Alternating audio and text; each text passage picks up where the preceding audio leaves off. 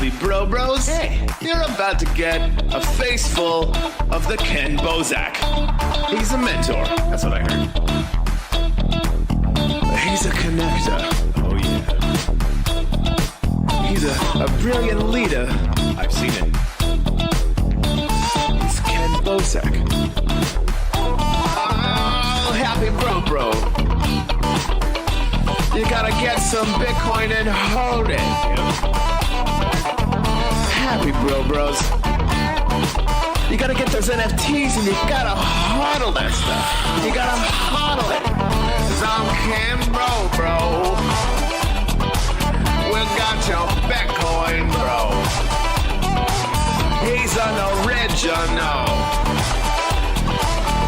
Buy some NFTs and hold them. How many times does he have to tell you?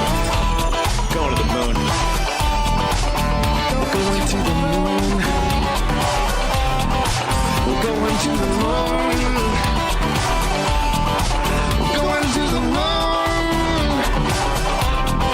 Going to the moon. We're going to the moon. We're gonna get real high. We're gonna get real high. We're gonna get real high. We're gonna get real high. Yeah, we're going to the moon. We're going to the moon. Bro, we're going to the moon. Oh yeah, we're going to the moon. We're gonna get real high. Real high. Yep. Real high. Hello, happy bros. Come get some Ken Bozak.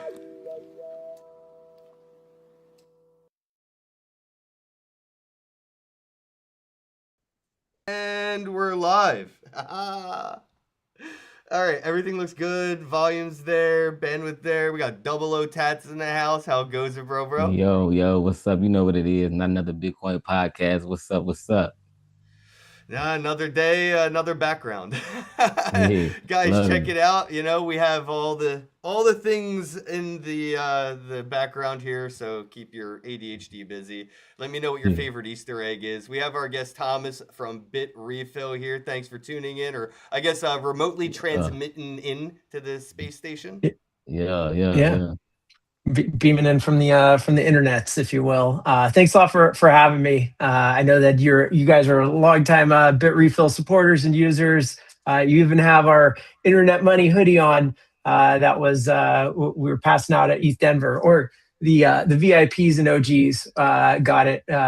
So welcome to the club. It was coveted. Thank you. It was coveted swag. I can't tell you how many times people asked me if they could get the hoodie or where I got it or if there was extra. I'm like, nope, and nope. I even used this hoodie to social engineer somebody at the door of a VIP party because everybody had these like yellow wristbands on and I forgot mine because I'm an idiot. But then when I got to the party, they were like, "Where's your wristband?" I'm like, "I'm wearing the hoodie." And they're like, "What do you mean?" I'm like, "Look at this hoodie. How many people have you seen in this hoodie come into this party tonight?" He's like, "No." Right. And I'm like, "Exactly. Right. And you won't, bro. Like, trust me." Right. And like, I literally and I have witnesses, everybody behind me, like after I got in, they were like, "I can't believe that worked." I was like a Jedi. I have the Bit Refill hoodie. These are the VIP hoodies you're looking for. Yeah, I'm trying to get one, man. I need one for sure.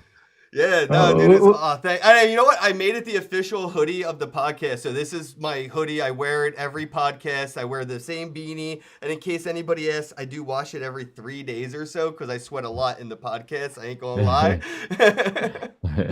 But it's the official outfit, man. Like, this is what I'm using in my thumbnails. This is what I'm using in the podcast. I love Bit Refill. But let me give you a chance to introduce yourself to the audience. Let them know who you are, maybe how you got into crypto and how that led you to what you're doing now at Bit Refill. Yeah, absolutely. And I'll say we'll make sure that some more hoodie swag and internet money swag comes your guys' way. So Yeah, fear yeah. not, and that way you can rotate the hoodies after sweating through a podcast. So for both of you guys. But yeah, Sure. I'm Thomas from Bit Refill. I'm our head of customer happiness at Bit Refill, and been here for about 5 years. Before that. Just kind of had not boring jobs. Started off in banking and brokerage first few years of my career coming out of college, and then I got pretty bored and kind of disenfranchised with the traditional banking system. Wanted to be able to sell or produce something that was actually tangible, that there was a value for, and grew up here in the Bay Area in wine country, and so started running wine companies for about a decade. And one of the last kind of uh, tipping points that really pushed me into crypto was in the final wine venture. We were working on a holistically sustainable wine system, which most people think of it just from terms of like agriculture and things like that, like how can it be Mhm. biodynamically farmed or like Right. Mhm. regenerative agriculture. Right. And we were trying to think about it of a few different things, but one thing we wanted to make sure that it was sustainable also of people getting paid a fair wage. And one of the biggest things in California is a lot of the agricultural industry runs on either undocumented or underdocumented workers, or people that are just kind of we can see it now that even if people are are here legally or have family here legally or anything like that, there's a fear of Mhm. it being all taken away from you in a single moment or single mistake. So we found that a lot of folks, they it's like their access to financial systems and normal banking things that we would all take for granted weren't really there. And so we were looking at how we could use Bitcoin or crypto payment rails or anything along those lines to make sure that people were getting direct access to your money rather than just having a bunch of cash on their persons at all times that puts them at risk, or working with cash checking things and whatnot that take a giant cut, or just trying to send money to their family that they were supporting in a different region. So that led me down the Bitcoin rabbit hole. And after a little bit of time, my partners that I was working with were like, "Hey, Thomas, you're spending way more time and effort, focused on this Bitcoin thing rather than the wine industry. So maybe you should, help transition over there." And one of the things that I came across and just trying to figure this out, because we were saying, okay, well, if you get paid, how would you pay for anything? Bit Refill came on our radar as being like a tool that people could use to be able to live on Bitcoin, live on crypto. So, Yeah, yeah. yeah. So then after that, it did Sergey and Sergey, Stina, and Michelle took a chance on me of coming into Bit Refill just because no real Bitcoin experience, but hopefully enough passion for people trying to live on crypto, and ultimately providing a good service and listening to your customers is something that translates across all industries. So that's how I over 5 years ago joined Bit Refill. Love it, man. That's awesome. And shout out That's to dope. Bit Refill, Mig Toshi. He says in the chat, I just used the $15 I got on Bit Refill from ETH Denver to buy some Panda Express. Talk about living on crypto, bro. Yeah, Respect. for sure, I There you for go. actually sure. gave mine W. away. I got two of them. I'm probably not supposed to say that, but somebody gave me two $15 bit refill cards at East Denver, but I ended up giving them away to different Uber drivers. So I didn't get to bring any home, but I probably got two new people that were Uber driving into, the bit refill or at least crypto ecosystem. And I think East Denver, all the drivers were into crypto because they had like these free crypto rides everywhere. So it was so cool. But anyway, I digress. You mentioned customer happiness, and I think that's a really important title at a project or at a company or in a community, because a lot of projects they don't even respond to like technical support emails. They have either forms, and that is all you get, or at best maybe an AI chatbot now. But like we're seeing a lot more social engagement and community in activity from Bit Refill. What does customer happiness mean to you and Bit Refill? Yeah. So our customer happiness department, we do quite a few things between different operations, compliance, commerce things. But our core function and why it was started was to really, to really have a world-class customer support team.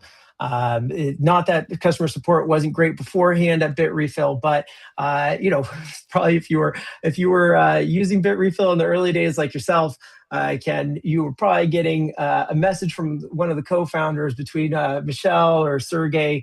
Sergey, for sure. I was like, literally, it was Yeah. Sergey. I had the pleasure of interviewing him a few times throughout the years in the early days, and yeah, I'm positive it was always him helping me out.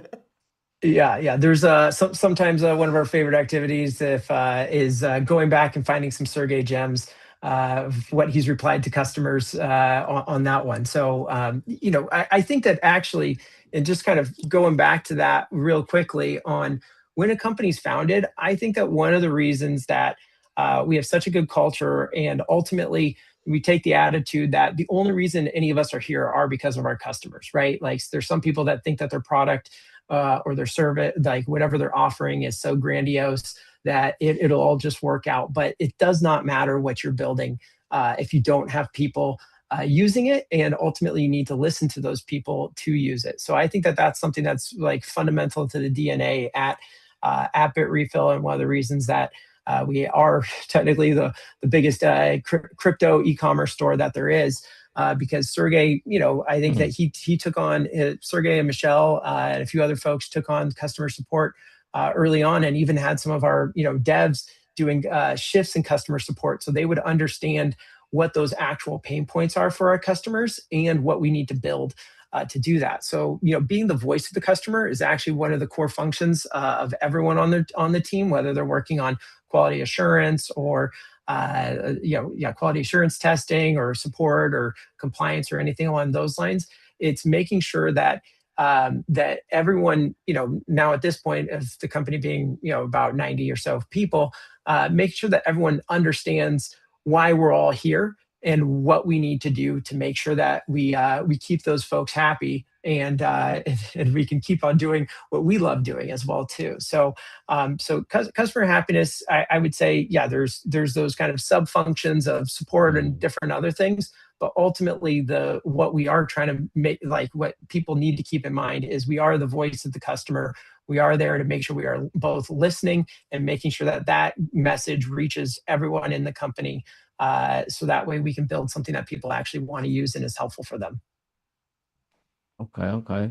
That's a good. I'm glad. I love the way you answer that question, because me personally, I'm a customer and I was trying to use Bit Refill to purchase Visa gift cards, but you guys weren't accepting Bitcoin Cash, and I was wondering what way would I have to go about speaking to the voice of the customers in order to make that happen.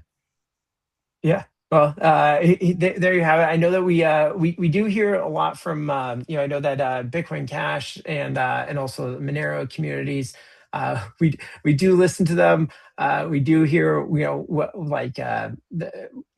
we hear you guys, and ultimately for us, there's many things that we want to build and that we want to support on those things. And when we do hear from you guys, those saying things like, hey, please support Bitcoin Cash or any other payment method, those are messages that reach the rest of the company as well too, for us to go through and figure it out in terms of like finances and whatnot, because there's a lot of different steps involved in turning on a payment method on that one.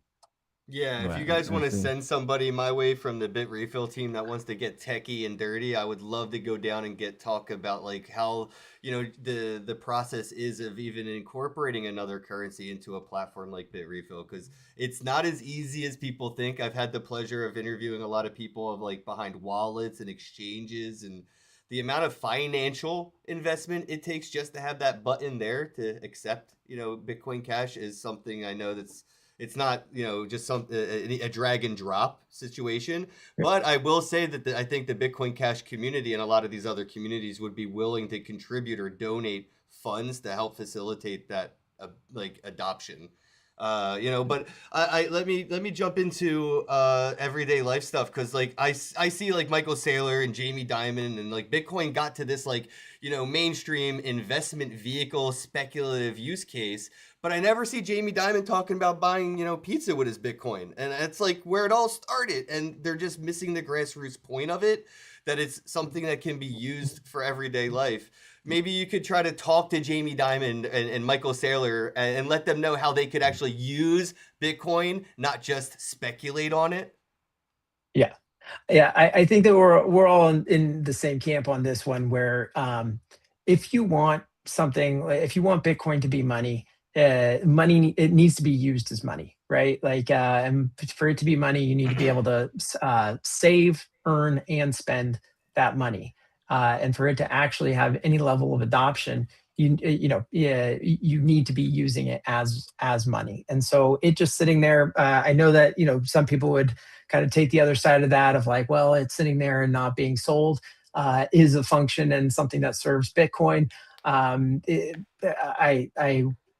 fair enough. They can have that opinion, and ultimately, it is your choice to do whatever you want with it. But if we want something adopted as money, you do need to be using it as money. And I would actually say, like, something, both of us, I think that all of us have gone to plenty of Bitcoin meetups, and in telling people that there actually is a way that they can simply spend their money, always kind of clicks it, is a aha moment for them to understand that they can have more of their money living in this more decentralized way and unbanking themselves, because they actually can still order the food on DoorDash, get their groceries on Instacart, or order the new MacBook or anything like that on Apple, with Bitrefill and other tools as well that are out there. Not to be completely Bitrefill centric on that one, but when you do that, or when you do make sure that that it actually is being used, it does help with adoption. And again, people knowing that it's not just buy and hold, and that you can actually use it as money, I think gives people that certainty and that clarity to be able to move more and more away from the traditional banking system. So yeah, I think I know that you've embraced that since I think you're saying 2016. So and it was, and probably a big pain point for you, like you're saying, was like in 2016, if you're going all in on Bitcoin, like, what are you going to do with it? You're running around to local Bitcoin meetups. That was an accidental nightmare. Yeah, I was talking a little bit before about it. Yeah, so in 2016, I pretty much sold everything. My like recliner. I think my brother bought my TV and Xbox, and I was selling everything to get into Bitcoin. And I found Bitwage, and with Bitwage, I was able to get my direct deposit with a routing number and account number every week, was just in my wallet as Bitcoin. And after a couple of weeks, I was cashless completely, because I unbanked myself. I sold all my stocks on TD Ameritrade. I totally went all in on Bitcoin. And then I realized that I couldn't really pay my rent and buy groceries with Bitcoin, at least not conveniently, right? I had to find those loopholes. And I sort of approached it like, well, what if I was stuck in America with like $1 million in, Hong Kong dollars or pesos or like Canadian currency? There has to be a way to spend this currency or that currency in this country. So I kind of like found those like exchange loophole kind of things with like Purse.io, God bless Purse.io, and Bitrefill, which totally changed my life and made it possible to actually, get an Uber, because I was traveling, going to conferences, and it was really hard for a while before I stumbled into Bitrefill, and I was like, wait, I could just like use Bitrefill then the way everybody else uses their Visa card. Like, I don't have a Visa, I'm unbanked, so like Bitrefill was sort of like my way of getting from being in this box to being able to do commerce in my world. I want to see like what are. Oh, go ahead, Double O, because you use crypto too every day. Yeah, for sure. Like, I get a lot of funding in BCH, and not being able to having to put it on exchange to being able to purchase stuff. That's a pain. When I heard about Bitrefill, at ETH Denver, I was excited about it. Like, dang, I was Like, and then to find out, you guys didn't accept BCH, it really broke my heart. Well, so sorry for breaking hearts, but I guess just to kind of double click on the concept that you were talking about is getting people to understand that this is just another currency, like that is that like something that people deal with all the time, especially if you're outside of the U.S. Most of the world is thinking in basically either USD or euros or Great British pounds, but there's hundreds of other currencies out there. And so as soon as you start to kind of have that click of, what you're doing with your Bitcoin is just managing another currency, you'll understand actually like how much easier it is for you. So one thing that, at BitRefill, with 90 some odd people, I think that we are in 27 different countries right now in terms of like our workforce. And most of the people, a lot of the people do get paid on crypto rails. I know I get paid in Bitcoin because it's easier. It's just easier that way. I think that, just maybe a few folks don't know this, but BitRefill is headquartered in Sweden, and them trying to run payroll in Sweden, touching the US dollars and the banking system, people can figure it out, but the amount of cost and admin cost and overhead to problems. Do that. Yes. Yeah. And stuff getting frozen, or your bank going, whoa, what's going on here? What's going on with that? How I explain this? I tell a lot of people, especially my Uber drivers, is like, look, you're a citizen of the United States. So therefore your everyday currency is the dollar. If you were a citizen of Canada, your everyday currency would be CAD. I'm a citizen of the internet. My everyday currency is Bitcoin, Bitcoin Cash, Litecoin. Cryptocurrency is my everyday, because that's where I'm a citizen of. I work there, I live there, and I do e-commerce on the internet. So I get paid in internet money. Yeah. That's great, because that's what you like. We're all either working remotely, pretty much all of our jobs are more or less dependent on the internet, and so getting paid with something that is a internet money, native currency to the internet, you see just how easier things can be. So it's way easier for our finance team to send out some Bitcoin payments rather than figure out all of the different international banking rails that people go through. I mean, this is one of the reasons that Coinbase was started. I know some people aren't fans of Coinbase, but when Brian Armstrong tells the story about trying to figure out payments for Airbnb hosts in different countries, you all of a sudden start to go, wow, this is a mess. And so what if we had a currency that was globally available to everyone, that then they have the permission to do whatever they want and reduce that friction? And I think that that's really where Bitcoin and crypto really thrive. And I think that, that's the reason that we're all doing what we're doing here. Yeah, well, BitRefill is definitely reducing the friction for the consumers. I guess, analytically speaking, what's the indicators on BitRefill that you guys get to see on the back end that are showing you that there's true adoption to using crypto as currency, not just what we see all the time as adoption rate as a speculative vehicle? Yeah. I can. For us, we've had there's been over 1 million different users that have used BitRefill for the last 12 years. So I think we could say, hey, at least I think it's actually closer to 1.4 or something like that. But we have if over 1 million people have tried it, obviously people are trying to use it as a payment rail on that front. And one of the things that we do see is the people who do adopt it really find this to be a superior way to both to use money, to use internet money. So I think it's our top 5% of our customers are essentially responsible for, I believe it's 90% of our total volume.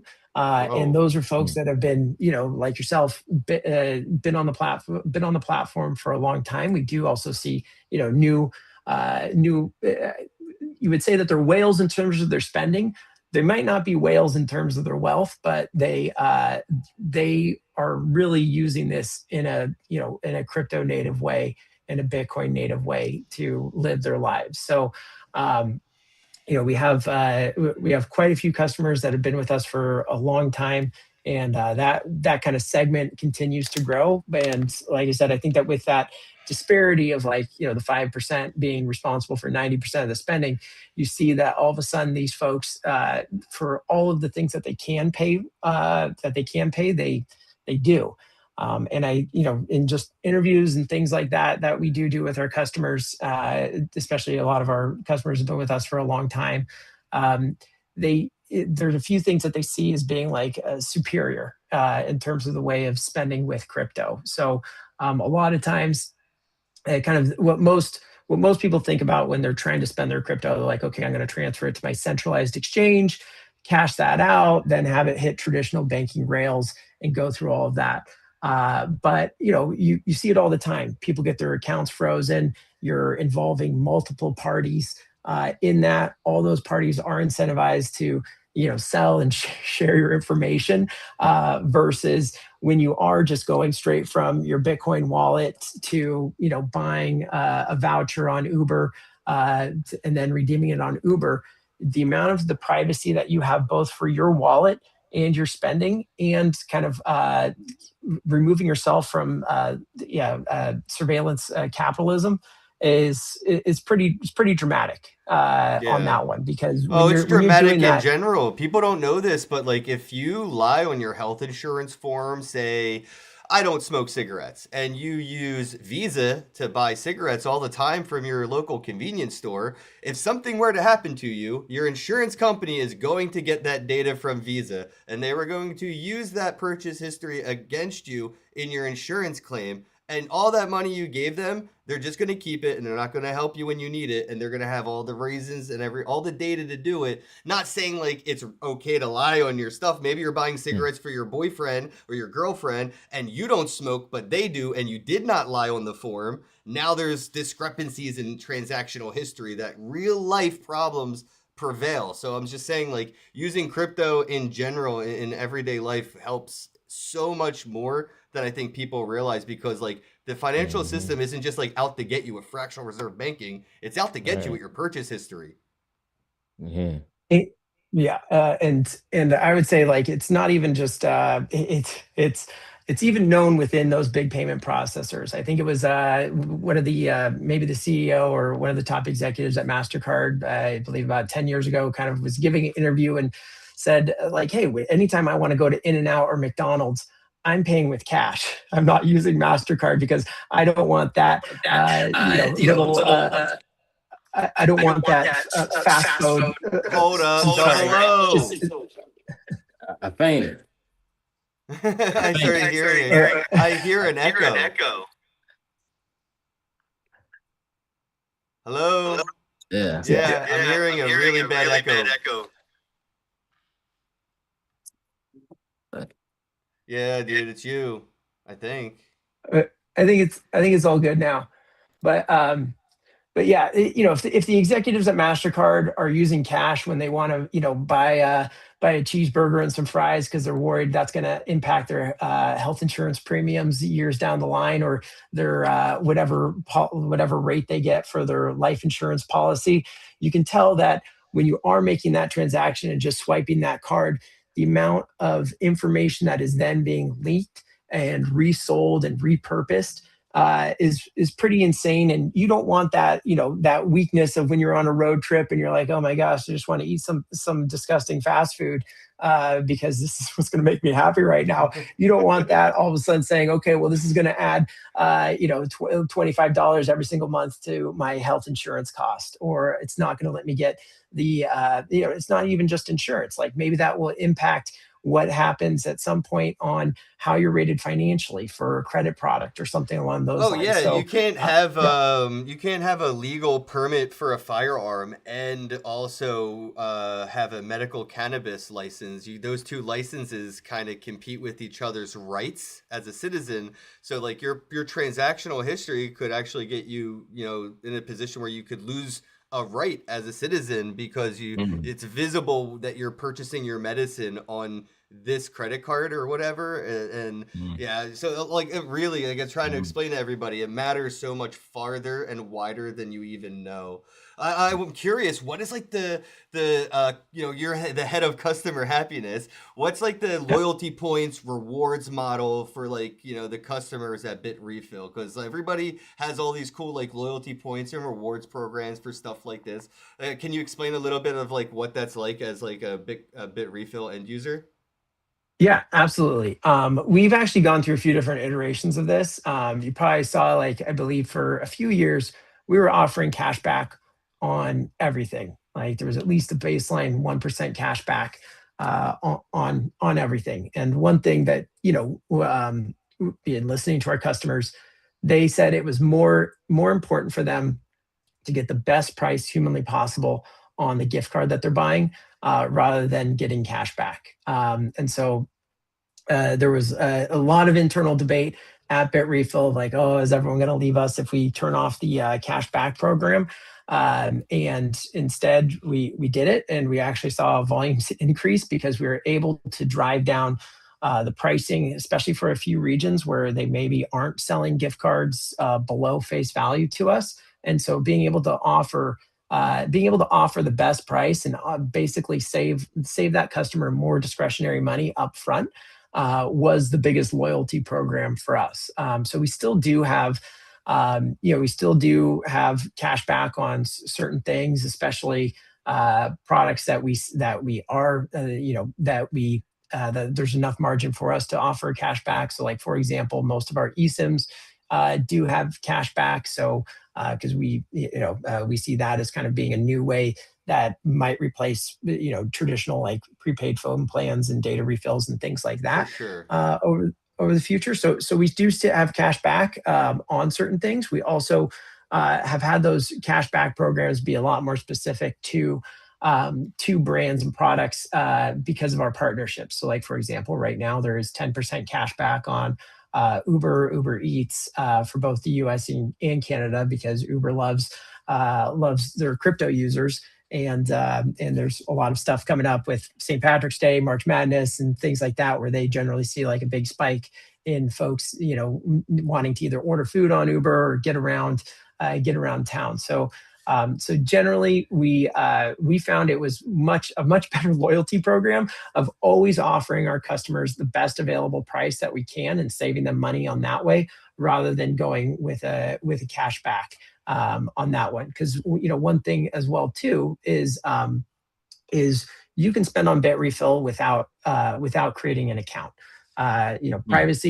Privacy in many different ways is important to us, but we also want to reduce the friction. We don't want to force people to do something like create an account if they can go do that. If we can offer that same experience for them without having an account. So, having an account, it increase your purchase limits and things like that. But a lot of people, they don't want another login. So one thing that like I believe it's about 30% of our customers do use Bit Refill without ever generating an account or login.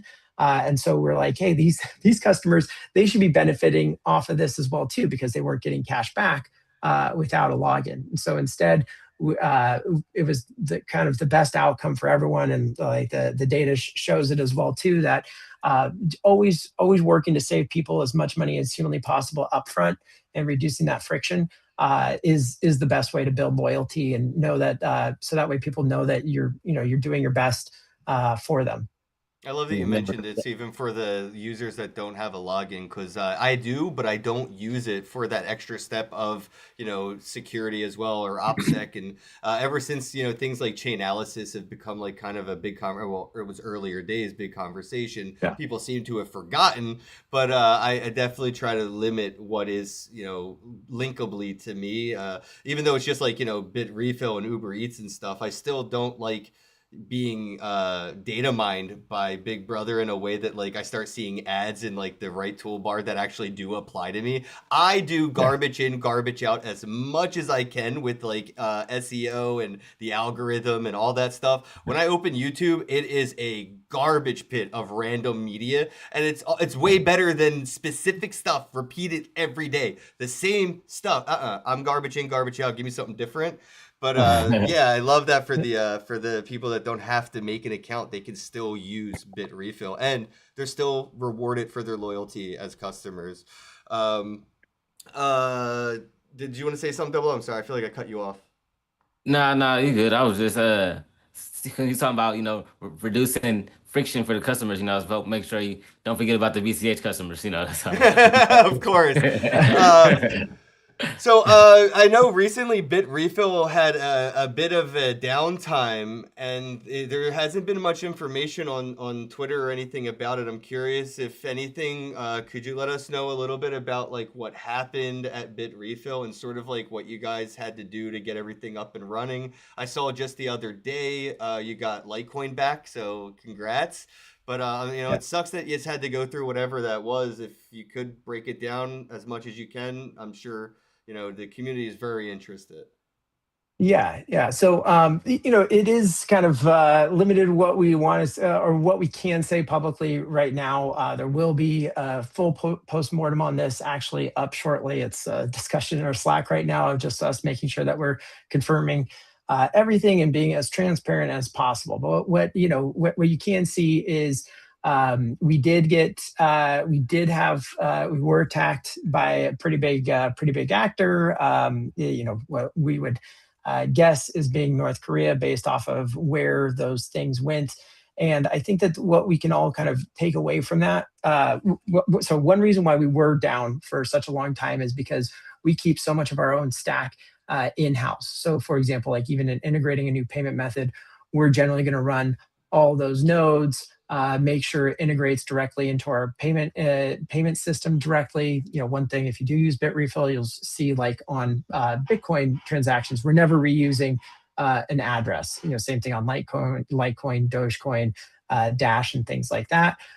Or if it's a EVM type of world where it's a little bit harder to use disposable addresses, we're rotating through hundreds and thousands of addresses. So basically, a customer will never receive the same payment address at the same time. We feel like that's a really big privacy step for our customers. So,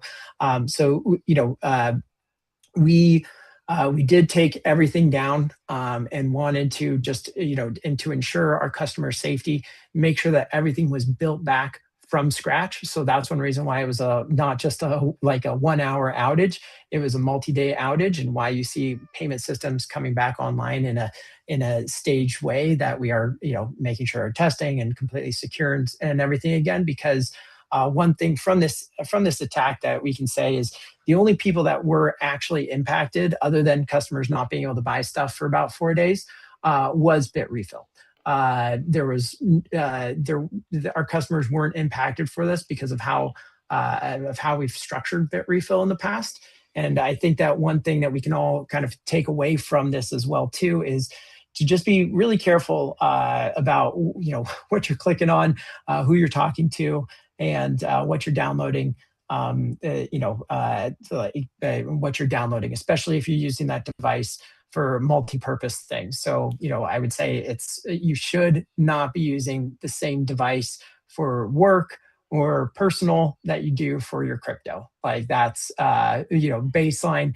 But yeah, like I think that we see these attacks getting posted all the time on X, where people get folks to download some level of malicious software, or get socially engineered. Click on a Calendly link, a Zoom download, or something along those lines to target people. And the kind of the prize, like North Korea. Like they see crypto, and now they see gift cards as being, because gift cards are pretty darn close to cash, unfortunately. And so because crypto and actually gift cards are pretty permissionless, they're great for both good actors and bad actors, unfortunately. So yeah, I would say, if you want to know what happened, we're kind of dotting our I's and crossing our T's, and all of that should be released pretty shortly. We're going to try to share as much information as possible, so that way people can other people, because we're a community where crypto hacks impact everyone. It's just like when you see a hack happen to a DEX. People generally aren't dancing on graves or anything like that. They're trying to help each other out with recovering funds, or auditing the code, or re-releasing, or anything along those lines. So we want to do the same for everyone else that is running a business on crypto, so that way they can learn from what we learned over the past bit. But I can say that yeah, like one of the very positive things is no customer orders and funds were not impacted. When I say funds, it's if you have used BitRefill, you know that you can. We do let people hold store credit in BTC, USD, and Euro if they want to, and none of those balances were touched or impacted. This was really an impact internally at BitRefill. And like I said, it's been a long journey, and burning the midnight oil on getting everything back up as people would expect. But we are doing this in a very cautious way, because we want to make sure that that we're not just re-releasing the same thing. We have a moment in time to make sure that our Lightning or like our Litecoin payments are improved, and our security stack is improved on that, and more redundant and more resilient. So yeah, so I think happy to go into more detail on different things that people have, but I can say it was a pretty big actor that was doing this. This wasn't just some kid in his basement clicking around and finding stuff out on that one. And yeah, that's I think. Well, I'm I think what we sorry can that say. happened to you guys, but Yeah. I'm really happy that you used it as sort of like a manifestation opportunity, right? Don't call it a comeback, because we're not just back, we're back and we're better, And I think that's really important too, as like a customer of the product. It's great to see like it's not just back at like everything, as it was before the issues. It's actually back and it's better than it was before the issues. And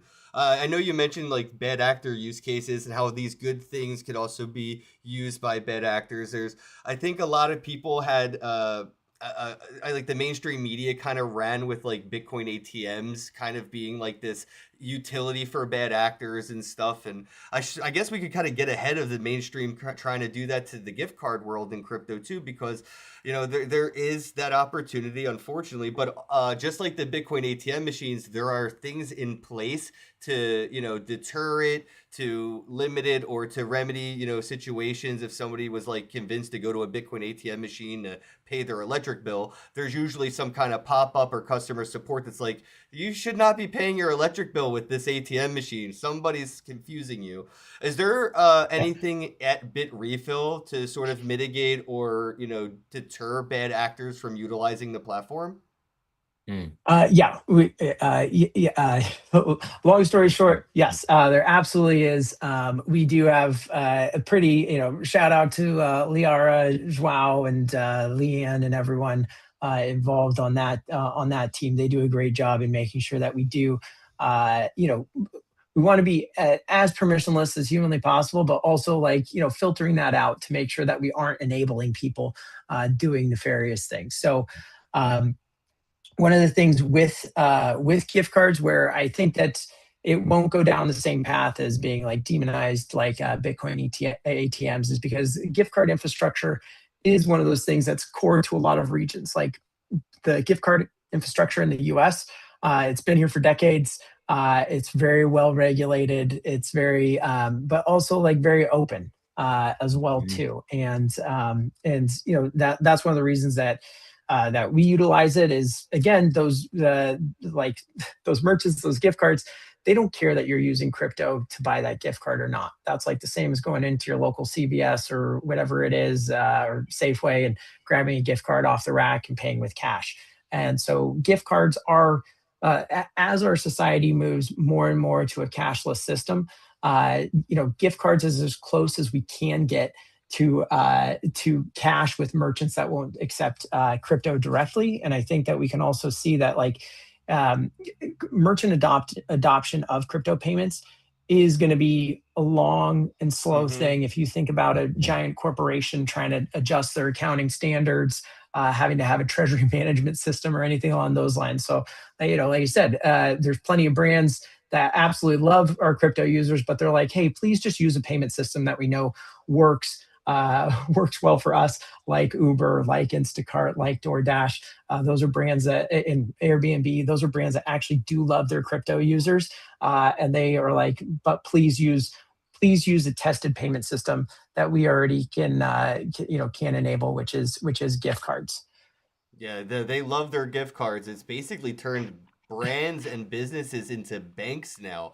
That's how, like, Apple is starting to become, or is a bank actually. Starbucks and Walmart are basically banks. And that's why a lot of these companies offer credit cards, is because their gift card model made them a bank in which they could offer you interest and rewards on spending with their gift cards and stuff. So yeah, any way that they can get their gift cards, and I think that is another testament to like the fact that we are headed towards a cashless society. Is even like your Walmart gift card or Walmart credit card or whatever will give you a better return than like US Treasury bonds or a bank at this point, right? So it's like, I think X is coming out with like a competitive banking model that's pretty much like going straight for Visa's throat and all the banks' throats with like their reward model, because of how much revenue they generate. They're just gamifying it in a bank matter, which is really cool.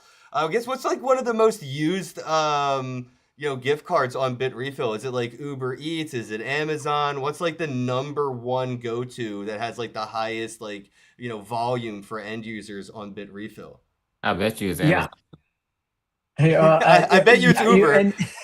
Well, how about this? You're both kind of right. You're both kind of you're both kind of wrong. You've been right at different times. So Amazon used to be king for us, because also that was like a lot of people's first purchase, because it's a well trusted brand. They know how to use it. They know how to use that gift card flow. Versus there's some gift cards that your first gift card you don't want is to be a Safeway or a grocery store gift card where you're sitting there in line, stumbling through and being like, okay, when do I scan the barcode, right? So there's already that like trust, knowledge, and people know what they're doing with that. So that used to be number one. But we also do like, and I would say that like when you look at it from a revenue perspective of retention and all of that, that's where Uber and DoorDash are king of people. When they get that into their spending habit, that's what a lot of the longtime users are spending a ton on. That's what I use it the most for. Uber Eats.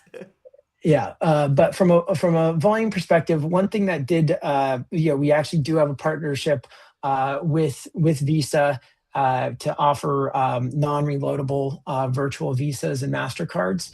And that has really turned into our number one product after we got Apple and Google Pay enabled on that as well awesome. too. You keep saying partnerships. Like I kind of want to dive in and define that more, because a lot of projects will say they partnered with stuff, and it's like, I partnered with Apple because we bought a Mac and that's what we're using for development, right? So like, does Visa, is there like an actual like agreement? Are they aware of the existence of it? Like they're actually aware of this partnership, or is Bitrefill using like an API affiliate program plugin kind of thing? Because like, again, the word like partnership could be very broadly used in this space particularly, and I want to see like how partnered is Bitrefill with these companies where they're offering those like rewards. Because Miggy said he just got 15 cents back on his Panda Express. Thank you, Bitrefill.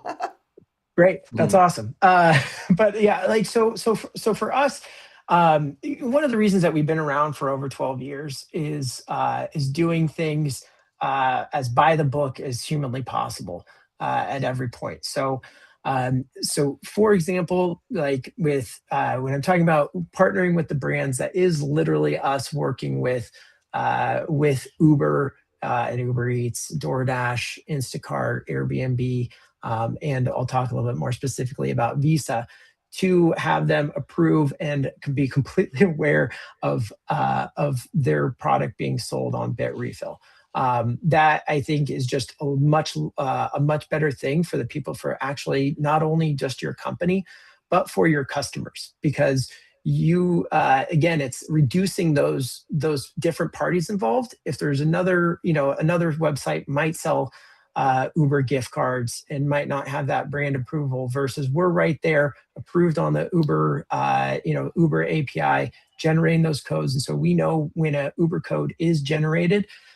Yes, there are sometimes like very, very, very small instances where they generate a code, they forgot to activate it in the system, or a little glitch or something like that, or an outage. But we know that if a customer received an order on those brands, that is 100% a gift card that is coming directly from the brand. And when we, if they are having any sort of issue, it gives us the clarity that we know that brand will also help us out with troubleshooting that or anything along those lines. Exactly.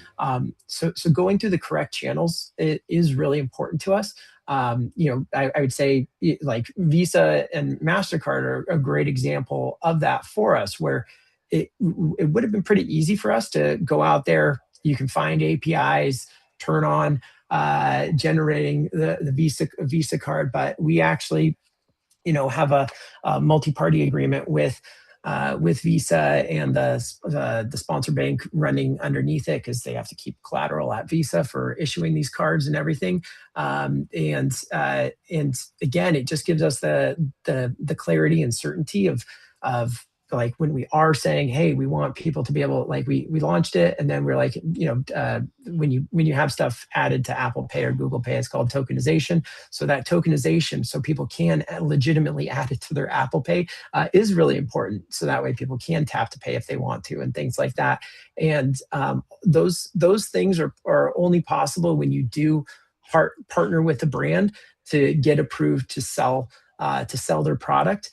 There's a little bit of friction of, like, anytime we make a change to the Visa product page, that has to be approved by Visa. If you've ever bought a Visa, you'll see that Perfect Gift is essentially the portal that you go through, and the company that we also work with to make sure that there is a portal and is a support directly with them, because Visa's not providing that direct support and everything along those lines. So I would say, especially for regions like Australia, Canada, US, UK, where the gift card infrastructure is really robust and solid. It's also very important for us to be working with those brands directly, because I think that's the best thing in terms of protecting our customers as well too. Oh yeah, for sure. And the product too. I've seen a lot of people figure out loopholes of doing things the less legitimate route, and then next thing you know, they get rugged. The API gets blocked, their keys or their tokens get blacklisted, right? And just as an end user of products like that, it's just, I feel like, it just sucks. And that's where I want to highlight the difference, because a lot of people don't understand, like, the difference between a real partnership and one of those like backdoor implementations of a partnership. It can start a lot of headaches, or even become like the downfall of something. And again, I'm a big end user of Bit Refill, and I've always seen it. It's like, even if I forget to claim a thing, I've had the best luck with customer support, because I'll be like, that Uber gift card that I got, I totally forgot to copy and paste it and use it. Is there any way somebody can help me?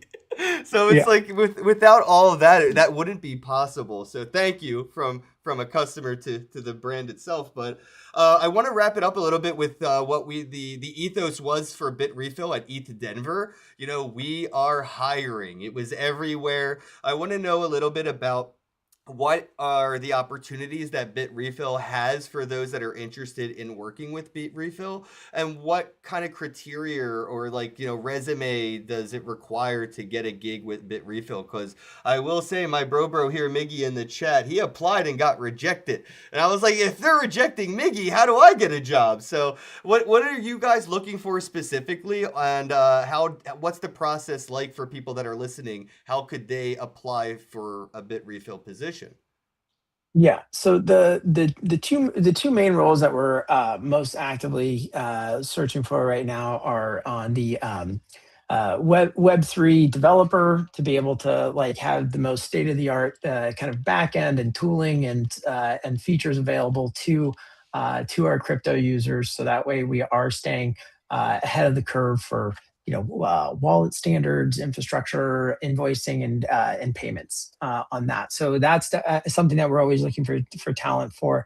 Same thing with Web3 product manager. So that way we make sure that we are, not only can we build the things that folks want, but we are understanding how, maybe if something isn't a complete trend right now, how we can make sure we're there when our customers do need us for that. So, I would say, even for me 5 years ago, the BitRefill's hiring process, it's not the fastest. And that's because, like, again, culturally, even though we've been around for 12 years and we're at 90 people, is we don't ever want to do like workforce reductions or anything like that. Bear markets will come. And also, team member employee retention is incredibly important, because there's so much. If people have the comfort as well as the ownership when they're doing something, they're going to do a better job. So I would say, like, our hiring process is not the fastest. We also try to make sure that we absolutely are not over hiring. If And something to keep in mind as well too is we do have customers in 170 different countries. So you've probably seen this and our workforce is spread across 27 countries. So you probably see, like, I don't know. I don't want to speak specifically about what Miggy was going through, but like, just in the same way we were talking about of how our cryptocurrency and internet money has no borders, so does BitRefill in the way that we operate. So when you are doing that, you can't just be, again, I'm not saying that anyone isn't, but you can't just be like US focused. You also need to understand what someone in India and Australia and Italy need as well too. So that's one of the things that is probably hard for folks to understand on that, or not understand, but like. No, I know. I talked about it on yeah. the show. Until you travel the world, that neuron connection in your brain doesn't connect. You can talk about it, read about it, but until you travel the world and run into the payment problems in other countries, it's really hard to kind of wrap your head around that lifestyle. Yeah. So even whether it's a social media role, you need to know how to, or a marketing or growth marketing role, like, doing all those roles for just, keeping it simple, of like North America versus the EU. It's totally different. Same thing with like our HR team. Bless their hearts, they deal with 27 different jurisdictions, and trying to make sure that we are doing the right thing. And then even just culturally coming in, of making sure that that is someone that will be a cultural fit. I can even just say, like, on my own team, that was probably one of the there wasn't a support team when there wasn't a formal support team. Our support team, again, was like Michelle and Sergey and Devs stepping in and things like that. But some of the first people that I hired were in Sweden, Paraguay, Mexico, and you can tell, like, it coming in to that global culture, because we do need that global culture and global diversity to make sure that we are serving all of our customers across all regions. Is also one of the hardest, like, growing pains coming into a remote only environment at BitRefill. Like, I don't know about you, but like, coming, my first 16 years of working, even if I had a customer that was international, like in the wine industry, most of who you're interacting with are people, in California, in the States, and things like that. And so not only having your customers be global, but also the people that you're working with and the teams that you're building being very international, is a skill that we absolutely look for in the recruiting process. And I would say, like, and the being a clear communicator and an incredibly empathetic person and sympathetic person always goes a long way. That's always, at least in my hiring rubric, for in operational roles that we're talking about, because being able to communicate across different cultures, and being able to listen, like, communicate is not just talk to them; it's also being able to listen to them and Yes. understand, their context and what they're going through as well too. So, yeah. So all the different roles, they do have different needs, but I would say, like, hopefully I kind of touched in a general way of one of the kind of the diamonds in the rough that you're looking for on your resume is being able to work with people across, not only be able to work with people across 27 different countries, it's being able to understand customers across 170 countries as well Right. too. Well, especially with like Yeah. the global perspective thing, again, it's really hard to kind of understand using Bitcoin as like currency here in the United States, unless, like you mentioned earlier when you introduced yourself, like you had to go through an issue with the traditional financial system to find a solution. When you learn about Bitcoin or crypto as a solution to something you're currently facing a problem, I think it clicks better than people that don't currently or never have had any financial issues, and especially here in the United States, it's pretty seamless for the majority for the most part. But when you start to zoom out and look at other areas around the world, the financial infrastructure is a lot less solid. There's way more issues, and a lot more people are kind of forced out, not really opting out, right? So this solution for them is something really important. Like, Bit Refill, it's convenient here for us in the States, but it's life saving around the world, and that's like the zoomed out big picture of like what you Yeah. guys do. Yeah. I guess we could kind of wrap things up here. I did have one more question if you have a few minutes. I wanted to ask Yeah. about the inclusion of AI. It's touching everything. Is there anything that the Bit Refill team is talking about how they could adopt or utilize AI for maybe arbitrage on gift cards or customer support, or any inclusion for AI at Bit Refill that you could talk about that we could expect maybe by the end of the year or something? Yeah, I would say so. Like, internally at BitRefill, I think it was pretty early on when people were just like, "Oh my gosh, you can generate images on Midjourney," and we've had workshops at every moment in time to try to make sure that every single team across developers, design, product teams, even our HR teams, and our operations support and all that are being are utilizing AI in a way that does not remove the human element.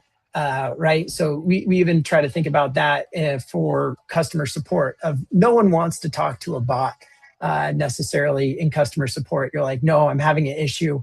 I want Marina, I want Marifel to please come in and save the day on that one. And so our support team, we really we use AI immensely to make sure that we are improving our resolution time, the speed of information available to everyone, but we want to do it in a way that does not impact what the actual customer UX and UI on that. So I would say, like, big shout out to Marco, our CPO. He has really helped, and Sergey is our CEO and founder. They're both very AI forward. They always encourage us to try out new tools, to utilize new tools, and to share those learnings. Because there's also maybe a way that our developers are using AI that all of a sudden, our support team can come in and be like, oh, okay, cool. We can tap into that, and then also all of a sudden have information more concise and faster that will help our customers out. Or Nice. for product listings, we keeping up with product listings and redemption instructions and terms and conditions. or at least it used to be, an incredibly manual process. But now, with that being AI enabled, for us to be scraping, pulling through websites, making sure that all the redemption instructions or links to terms and conditions are as up to date and accurate as humanly possible, ultimately improves the customer experience. So I would say, like, it's really helped us kind of scale the experience that we're delivering to our customers. But then also, something that we actually do think that, agentic payments and commerce are going to be something that is a part of our, kind of quote unquote customer base in the future. That those agents will be, and so that's something, again, where Marco, Sergey, and not to leave out names or anything like that, but they've really been at the forefront of putting that together. There's multiple different payment standards that we have been putting out and adopting and opening up, our B2B channels and APIs, so that way agents can ultimately make our customers' lives easier by doing that. And one reason why we're focused on it as well too is because most of this might be running through Stripe APIs and different stuff like that, and those traditional Rails one day. But you saw it recently in a poll of AI models and agents and different things like that, that they actually prefer crypto, and specifically Bitcoin, as their payment method. And also, the traditional payment system is really built to, like, squash bots, right? So it's going to be a leap for Wells Fargo to want an AI to have full access to your debit card linked to your bank account. That's, like, ultimately, like, what a lot of their system is built around to not do.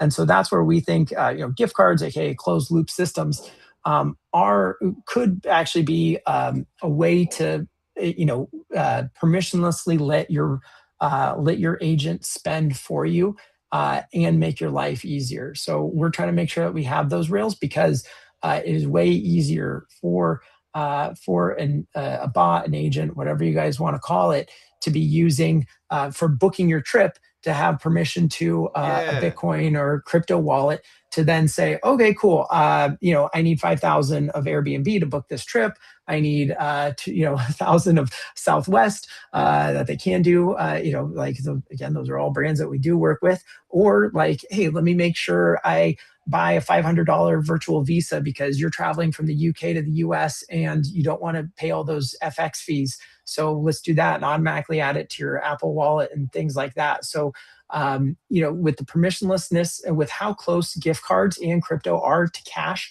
and being permissionless,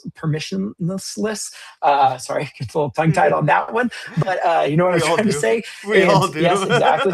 Yeah, need a little more coffee, right? But yeah, I think that we see it where those use cases are way easier when using both crypto and gift cards to really enable someone's life. I can even just say it of, like, something that I've been trying to test out. If because we live in an old house and we had terrible plumbing and all that, we had to do a bunch of stuff. Well, it'd be really a lot cooler of being able to type into our favorite agent, like, hey, we have to redo this leaky bathroom. Please, here's the floor plan. Here's the dimensions. Here's our budget. Now go and buy those gift cards and different things like that on Lowe's, Home Depot, to just get the right toilet, sink, washer, dryer for us, and things like that. And that agent actually is going to be able to complete that purchase, rather than there's going to be barriers if that is linked to your debit card and your entire bank account. And also, you have the more granularity and the permission of what that agent can spend, right? Because you're not giving them complete access to a debit card that can get overdrafted. Instead, you're saying, no, this is the budget that I have to make sure my bathroom isn't leaking and overflowing. Which can be priceless if you're in the moment, but you actually can, you'll be able to control what they're able to spend. And then you also know that is being spent on a vendor that's actually going to deliver that product for you as well too. So yeah. So That's awesome, man. I was literally, you were talking, I'm like thinking ahead a little bit, and you were literally catching up to like my imagination with that. Cause I'm like, I want to open my Phantom wallet, tell the AI bot in there that I order me some McDonald's, I'm hungry, number 2. And then it just shows up through buying the gift card on BitRefill, using BitRefill to go to the Uber Eats app, give it the gift card, order the food, and just, it shows up. Like, that's what Siri was supposed to be like 20 years ago or whatever, right? So like, it's great to see like all these dots finally being connected. I don't want to wrap it up, but I'll have to. I'll let you go, bro. I love you, and as a customer, to the head of customer happiness, I couldn't be any happier. And thank you so much for everything you guys do. Let people know where they could go to follow you, join the BitRefill community, and how they could become a part of the team. Yeah, absolutely. So, I think that we're all probably pretty X/Twitter native, and so at BitRefill for a company account, you can always DM me or comment on me, Thomas. I'm just Thomas BTC on that one. Or if there's something that you need help with. Like a lot of our customers, like anytime if you're a first-time user at BitRefill, you actually do get an email from me, and a lot of people reply to that email. That is actually coming to me. If you have feedback, if there's something that we can always do better. Also, our support team, one of the great benefits of AI is that we've been able to, keep it like we've been able to turn 14 people into essentially a 1,400 person workforce, if you will. So if there is something that you need help with, those things come across my desk, as well as, most of those agents have been here for multiple years and all of that. And so if you do have feedback, you can always contact help.bitrefill.com to either try to do a live chat, submit a form, send an email, whatever you want to do if you do have feedback. But also, again, even just thomas@bitrefill.com. I'm hearing back from our customers is one of my favorite things. And I also do want to say, for any of our customers that are listening, you guys have just been absolute rock stars over this last week while we have had to, basically relaunch the entire platform. The patience and understanding and just sticking with us has been it makes me super proud to work at BitRefill. Yeah, don't call it a comeback. It's an upgrade. Double O Tats, love you, bro. I don't know. I think he had to jump. Yeah, it looked like he jumped out, but appreciate you tuning in, bro. My co-host, Double O Tats. Shout out to the Bitcoin Cash community. I'll be at BCH Bliss, it looks like. I got the community helping me. I set up a fundme.cash to raise a couple Bitcoin Cash to help me go to Slovenia. And it looks like I'm about 60% of my campaign. So thank you to the community. Looks like you're sending me to another country to check off the bucket list. BitRefill, if you haven't heard of it and you're into crypto, this is how you could actually use it rather than, buy, sell. You could use crypto, so you don't have to cash out and do all that stuff. I know there's different tax reasons and things in different areas, but this is one way to, get around certain taxable events when you're just trying to get, something to eat with your crypto. Thank you, Thomas. Appreciate your time. Everybody like, share, subscribe, drop a comment below, and have a day. All right. Thank you so much. Have a good one. Hello, happy bros. Hey, you're about to get a face full of the Ken Bozak. He's a mentor. That's what I heard. He's a connector. Oh, yeah. He's a brilliant leader. I've seen it. He's Ken Bozak. Oh, happy bro. You gotta get some Bitcoin and hold it. Happy bros. You gotta get those NFTs and you gotta hodl that stuff. You gotta hodl it. 'Cause I'm Ken bro. We got your Bitcoin, bro. He's an original. Buy some NFTs and hold them. How many times does he have to tell you? Going to the moon. Going to the moon. to the moon. Going to the moon. Going to the moon. We're going to the moon. We're gonna get real high. We're gonna get real high. We're gonna get real high. We're gonna get real high. Yeah, we're going to the moon. We're going to the moon. Bro, we're going to the moon. Oh yeah, we're going to the moon. We're gonna get real high. Real high. Yep. Real high. Hello, happy bros. Come get your Ken Bozak.